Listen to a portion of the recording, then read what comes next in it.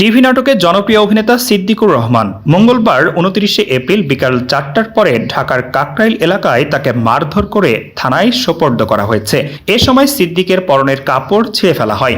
মারধরের পর থানায় সোপর্দ করা ছোট পর্দার অভিনেতা সিদ্দিকুর রহমানকে জুলাই আন্দোলনের সময় রাজধানীর গুলশানে ভ্যান চালক জাব্বার আলী হালদারের হত্যাচেষ্টা মামলায় 7 দিনের রিমান্ড মঞ্জুর করেছে আদালত। এদিকে প্রাক্তন স্বামী অভিনেতা সিদ্দিকুরকে নিয়ে প্রশ্নের কারণে নেটিজেনদের উপর চটেছেন মডেল মারিয়া মিম। এবার দিলেন নতুন খবর। সামাজিক মাধ্যম ইনস্টাগ্রামের একটি ছোট্ট ভিডিও আপলোড করেছেন। সেই ভিডিওতে দেখা যায় এক যুবকের কোমর ধরে সামনে থাকা আয়নায় ছবি তোলার চেষ্টা করছেন মারিয়া মিম। মিম জানালেন ছবির ব্যক্তি তার ভালোবাসার মানুষ।